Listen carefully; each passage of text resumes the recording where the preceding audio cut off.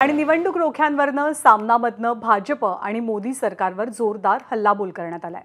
तपास यंत्रणांच्या माध्यमातून मोदींनी भाजपच्या खात्यात हजारो कोटी रुपये जमा केले असा आरोप सामनातनं करण्यात आलाय।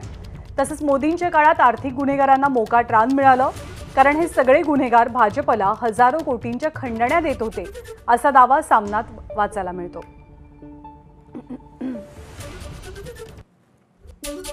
त्याच्या सामनात काय म्हटलंय, सत्य आणि स्पष्ट बोलणाऱ्यांची मुंडकी उडवायची हेच मोदी सरकारचं धोरण आहे।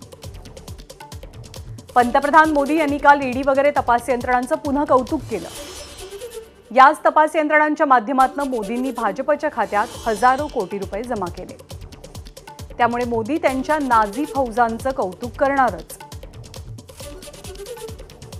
या नाझी फौजांच्या बळावरच मोदी उद्याच्या निवडणुका जिंकण्याची भाषा करत असतील तर ते जगातल्या लोकशाहीचं दुर्दैव ठरेल। मोदी यांचा पंतप्रधान पदाचा काळ हा अन्याय आणि भ्रष्टाचाराचा काळ ठरला। मोदी यांच्या काळात आर्थिक गुन्हेगारांना मोकाट रान मिळालं, कारण हे सर्व गुन्हेगार भारतीय जनता पक्षाला हजारो कोटींच्या खंडण्या देत होते। देशाची लूट करण्याचा मुक्त परवाना या खंडणीखोरांना देण्यात आला आणि लुटीचा वाटा सत्ताधाऱ्यांपर्यंत पोहोचला।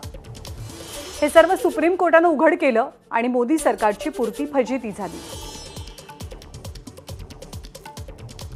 उरलेलं वस्त्रहरण 4 जूनला होईल, त्या दिवशी देशातील हुकुमशाहीचा पराभव झालेला असेल।